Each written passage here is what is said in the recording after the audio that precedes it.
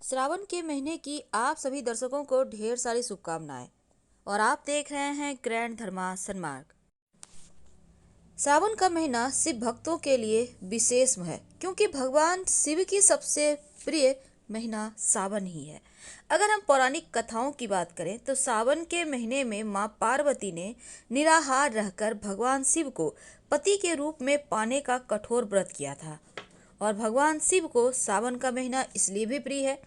वैसे तो सनातन धर्म को मानने वाले श्रावण के महीने में पूरे महीने शिव जी के मंदिर में जाकर जल अर्पित करते हैं और सोमवार के दिन जब सावन के महीने में सोमवार तिथि आती है तो रुद्राभिषेक करने का विधान है। तो भगवान शिव को पूरा ही महीना समर्पित है। महिलाएं अपने पति की लंबी उम्र रखने के लिए व्रत रखती हैं और पूरे महीने कांवड़ यात्रा भी करते हैं। भगवान शिव पर गंगा जल अर्पित करते हैं। अब देखिए, कांवड़ यात्रा इस बार हालांकि हो रही है, लेकिन चलिए जानते हैं कांवड़ यात्रा से जुड़ी एक छोटी सी पौराणिक कथा। हर वर्ष भव्य तरीके से निकलने वाला इस यात्रा को लेकर एक कथा प्रचलित है। जब देवताओं और राक्षसों के बीच समुद्र मंथन हो रहा था तो इस मंथन से 14 रत्न प्राप्त हुए। 14 रत्नों में एक हलाहल विष था। कहा जाता है यह विष इतना जहरीला था कि इससे पूरी सृष्टि को खतरा था। ऐसे में सृष्टि को इस विष के प्रकोप से बचाने के लिए भगवान शिव ने इस विष को पी लिया। अब उन्होंने इस विष को अपने गले से नीचे नहीं उतरने दिया बल्कि गले में धारण किया। विष इतना जहरीला था कि भगवान शिव का कंठ ही नीला पड़ गया। इस वजह से भगवान शिव का एक नाम नीलकंठ भी पड़ा। तब भगवान महादेव का परम भक्त रावण कांवर में गंगा जल लेकर आया और उसी जल से शिवलिंग का अभिषेक किया। इसके बाद भोलेनाथ को इस विष से मुक्ति मिली। तभी से कांवरिया मीलों पैदल चलकर गंगा जल लाते हैं और भगवान शिव का रुद्राभिषेक करते हैं। तो श्रावण माह में कैसे करेंगे पूजा और इस दिन क्या खाना चाहिए? जरूर खाना चाहिए। तो पहले पूजा विधि जानते हैं। देखिए, खासकर सोमवार के दिन या पूरे सावन के महीने में सुबह जल्दी उठे, स्नान करें, स्वच्छ वस्त्र धारण करें। भगवान को आप शुद्ध जल, शुद्ध दही, शहद, गंगा जल से स्नान कराएं। भगवान को स्नान करवाते वक्त मन में ओम नमः शिवाय मंत्र का जप करें। भगवान शिव को बेलपत्र, भांग, धतूरा अर्पित करें। शिव चालीसा का पाठ करें और माँ पार्वती को 16 श्रृंगार की वस्तुएं अर्पित करें और इससे पति की आयु लंबी होगी, घर में सुख सौभाग्य बरसेगा। तो ज्योतिषीय महत्व क्या है? देखिए, सावन के महीने में कर्क राशि में सूर्य रहते हैं और साथ ही देखिए, जैसे कि श्रावण के महीने में अगर इस महीने के हम महत्व की बात करें तो सनातन धर्म में सावन का महीना बहुत पवित्र महीना है। भगवान शिव को समर्पित इस महीने के बारे में कहा जाता है कि श्रावण मास चातुर्मास का पहला महीना है और ऐसे में सृष्टि के संचालन की जिम्मेदारी भगवान शिव के ही हाथों में होती है। इसी कारण से श्रावण के महीने में किए जाने वाले धर्म, कर्म, दान, पुण्य का फल कई गुना बढ़ जाता है और जल्दी मिलता है। क्योंकि भगवान शिव स्वभाव से बहुत ही भोले हैं, अपने भक्तों पर बहुत जल्दी प्रसन्न हो जाते हैं।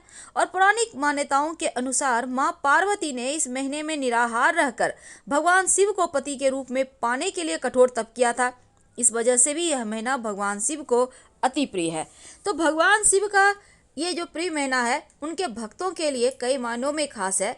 सोमवार के व्रत रख आप उनको मना सकते हैं। तो शिव जी की पूजा आप कैसे करेंगे शिव जी को प्रसन्न करने के लिए? देखिए, श्रावण के महीने में सुबह सुबह जल्दी उठकर स्नान करें। भगवान शिव के मंदिर में जाकर भगवान शिव का रुद्राभिषेक करने का विधान है। अब देखिए, ऐसे में आप घर पर भी शिव जी का रुद्राभिषेक कर सकते हैं अगर आप मंदिर ना जा पाए किसी कारणवश। तो इस दिन शिव जी की जब आप पूजा करेंगे तो भगवान को बिल्वपत्र, धतूरा, गंगाजल और दूध अवश्य अर्पित करें। चाहें तो शिवलिंग पर पंचामृत और बेलपत्र भी अर्पित करें। शिवलिंग पर धतूरा, भांग, चंदन, चावल अर्पित करने का विधान है। भगवान शिव को घी शक्कर का भोग लगाने से जीवन में खुशियां बढ़ती है। भगवान से अपनी मनोकामना जरूर कहिए और उनकी आरती कीजिए, बाद में प्रसाद बांटिए। अगर आप तस्वीर की पूजा करते हैं, पारद शिवलिंग की पूजा करते हैं तो प्रेम से सब कोई प्रसाद मिल बैठकर खाइए। अगर आपके पास के मंदिर जहां पूजा कर रहे हैं स्वयंभू शिवलिंग है तो भी आप प्रसाद खा सकते हैं, बाकी के शिवलिंग के प्रसाद नहीं खाए जाते। कुछ बातों का ध्यान रखा जाता है। भगवान शिव की पूजा में केतकी के पुष्प नहीं अर्पित किए जाते। कहा जाता है कि केतकी के पुष्प चढ़ाने से भगवान शिव नाराज हो जाते हैं। अगर आप अनजाने में ऐसा कर रहे हैं तो इस बात का ध्यान रखिएगा। गलती से भी भगवान शिव की पूजा में तुलसी अर्पित ना करें और साथ ही भगवान शिव को नारियल का पानी नहीं अर्पित करना चाहिए। आप नारियल तो अर्पित कर सकते हैं पर पानी मत अर्पित करें। भगवान को जब भी आप जल अर्पित करते हैं, कांसे या पीतल के बर्तन से ही जल अर्पित करें, तांबे के बर्तन से जल अर्पित ना करें। इस बात का ध्यान रखिएगा। तो श्रावण के महीने में पूजा अवश्य करना चाहिए। पूजा में आप ओम नमः शिवाय, अगर आप पूरे परिवार के कल्याण के लिए पूजा कर रहे हैं तो इस मंत्र का जप करें और खुद के लिए कर रहे हैं तो नमः शिवाय का जप करें। तो भगवान शिव की अभिषेक कैसे करेंगे और उनसे क्या फायदे मिलते हैं? देखिए, भगवान शिव को अभिषेक कराना बहुत प्रिय है, क्योंकि सनातन धर्म में भगवान शिव का अभिषेक अलग अलग वस्तुओं से किया जाता है। जैसे कि अगर आप दूध से अभिषेक करते हैं शिव जी का, तो संतान प्राप्ति की जिनको इच्छा है वो जरूर दूध से अभिषेक करें। सावन के महीने में सोमवार के दिन अगर आप गाय के शुद्ध दूध से, कच्चे दूध से शिव जी का अभिषेक करते हैं तो संतान प्राप्ति के योग बनते हैं। संतान से सुख मिलता है, संतान को सुख मिलता है। लेकिन अगर आपके कार्यों में बाधाएं आ रही है, आपको लगता है लाख प्रयास के बाद भी सफलता नहीं मिल पा रही, तब आप शिव जी का अभिषेक शिवलिंग का घी से करें, दही से करें। वैसे दही से करने से हर कार्य की बाधाएं दूर होती है और जीवन में परिपक्वता आती है। शहद, अगर समाज में सम्मान चाहते हैं, शत्रु विरोधी शांत रहे, समाज में सम्मान बढ़े, आपकी वाणी दोष समाप्त हो जाए, स्वभाव में विनम्रता रहे, बुरे कर्म छोड़कर अच्छे रास्ते पर आना चाहते हैं तो भगवान शिव का अभिषेक शहद से करें। और जब भी आप जैसे दूध, दही, शहद जो भी वस्तु अर्पित कर रहे हैं, इसके बाद जल जरूर अर्पित कीजिएगा। इत्र, देखिए, अगर मानसिक तनाव बहुत परेशान करता है, नींद नहीं आती है, जीवन में सुख शांति चाहते हैं तो भगवान शिव का अभिषेक इत्र से करना चाहिए। ऐसा करने से तनाव, टेंशन समाप्त हो जाता है, सुकून की नींद आती है। अगर शिव जी की कृपा पाना चाहते हैं, आप चाहते हैं आपका स्वास्थ्य अच्छा रहे, कोई बीमारी से आप परेशान हैं, आप चाहते हैं आपकी बीमारियां समाप्त हो जाए, तो आप भगवान शिव का अभिषेक घी से कीजिए। आप दोनों हाथों से घी लगा सकते हैं और फिर इसके बाद जल की धारा अर्पित करें, नमः शिवाय का अनवरत जप करें। स्वास्थ्य संबंधी हर समस्या समाप्त हो जाएगी। गंगा जल,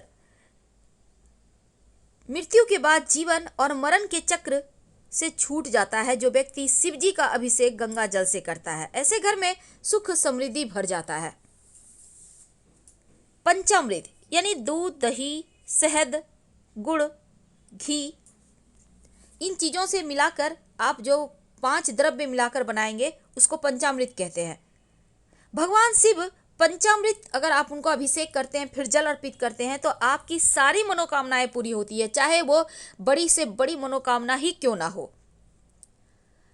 आर्थिक समस्या ज्यादा परेशान करे तो शिव जी को गन्ने का रस से अभिषेक कीजिए। अगर गन्ने का रस ना मिले तो जल में थोड़ा सा गुड़ डालकर फिर उससे अभिषेक करें, फिर सादा जल अर्पित करें तो आर्थिक मुश्किलें समाप्त होती है, धन की समस्या समाप्त हो जाती है। शुद्ध जल, जो आपका घर का जल होगा, अगर शिव जी का अभिषेक करें तो अक्षय पुण्य की प्राप्ति होती है। आपके स्वास्थ्य संबंधी जो भी मुश्किलें हैं वो समाप्त हो जाती है। सरसों का तेल से भी शिव जी का अभिषेक होता है। स्वयं की कुंडली या किसी की ज्योतिष से आप कुंडली पहले आप जांच करवा लें, फिर आप सरसों के तेल से अभिषेक कीजिएगा, क्योंकि सरसों के तेल से शिव जी का अभिषेक करने से दुश्मनों का नाश होता है, पराक्रम वृद्धि होती है। श्रावण के महीने से जुड़ी एक कथा आती है स्कंद पुराण में। एक सनत कुमार भगवान शिव से पूछते हैं एक बार कि हे प्रभु, बताइए कि सभी महीनों में सावन का महीना ही अति प्रिय क्यों है? तब भगवान शिव ने इस सवाल का जवाब देते हुए कहा कि मुझसे विवाह करने के लिए देवी सती ने अपने पिता के विरुद्ध जाने तक का कठोर निर्णय लिया था। उन्हें विवाह भी किया, लेकिन जब उन्होंने अपने पिता के घर पर मेरा अर्थात मेरे अपने पति का अपमान होते हुए देखा तो उन्होंने अपने प्राण त्याग दिए। इसके बाद पर्वतराज हिमालय और नैना की पुत्री के रूप में उन्होंने देवी पार्वती के रूप में पुनर्जन्म लिया और इस जन्म में भी उन्होंने मुझे प्राप्त करने के लिए कठोर तपस्या की। श्रावण माह में निराहार रहकर कठोर तप किया, फलस्वरूप उनका विवाह मुझसे हुआ। इसलिए शिव जी को सावन का महीना सबसे ज़्यादा प्रिय है। सावन महीने में एक कथा जरूर सुनना चाहिए। इस कथा को सुनने से आपके पूजा का पूरा फल आपको मिलता है। प्राचीन समय की बात है, एक धनी व्यक्ति था। जीवन में धन दौलत शोहरत की कोई कमी नहीं थी, लेकिन संतान सुख ना होने से वो और उनकी पत्नी काफी दुखी थे। दोनों ही पति पत्नी भगवान शिव के परम भक्त थे और वे दोनों निष्ठा से सोमवार का व्रत पूजन करते। उन दोनों की सच्ची भक्ति देखकर भगवान शिव ने अपने आशीर्वाद से उनकी सूनी गोद तो भर दी, लेकिन बच्चे के जन्म के साथ ही आकाशवाणी हुई कि 12 साल की आयु में इस बालक की मृत्यु हो जाएगी। अब दोनों सुनकर दुखी हुए, लेकिन उन्होंने अपने बालक का नाम अमर रखा। जैसे ही अमर थोड़ा बड़ा हुआ, माता पिता ने शिक्षा के लिए काशी भेजने का निर्णय किया। अमर अपने मामा के साथ काशी निकला। रास्ते में उन्हें जहां जहां विश्राम किया, वहां से निकलने से पहले उन्होंने दान किया ब्राह्मणों को।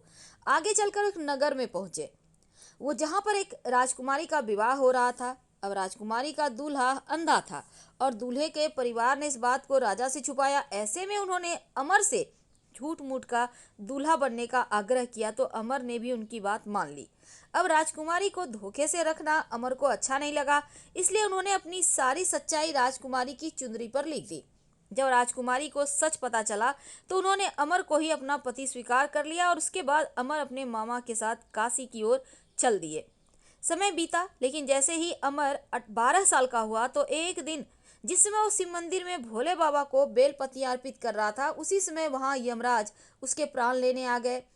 अब इसके पहले कि यमराज अमर को अपने साथ ले जाते, भगवान शिव ने अमर की भक्ति से प्रसन्न होकर दीर्घायु का वरदान दे दिया, तो यमराज को भी खाली हाथ लौटना पड़ा। इसके बाद अमर काशी से शिक्षा प्राप्त करके अपनी पत्नी के साथ घर लौटा। तो इस कहानी को सुनने का विधान है। तो उसके पहले कि हम आपसे विदा लें, श्रावण माह के सोमवार के दिन जब आप शिव जी के मंदिर जाएं, उनके अभिषेक करें, दूध दही पंचामृत जिससे भी करें, वहाँ से लोटा खाली मत लाइएगा। आप जल तो अर्पित करेंगे शिव जी पर थोड़ा सा जल, जो जल जलहरी से बहता है, उठाकर नीर स्वरूप थोड़ा सा लोटे में भर कर ले आइए। लाकर प्रसाद के रूप में पूरे घर के परिवार के लोग भी खाइए और उस जल में थोड़ा सा प्लेन जल मिलाकर पूरे घर में छिड़काव कीजिए। फिर देखिए कैसे बरसती है शिव जी की कृपा। फिलहाल विदा लेंगे। जानकारी अच्छी लगे तो लाइक कर सब्सक्राइब करें। हर हर महादेव।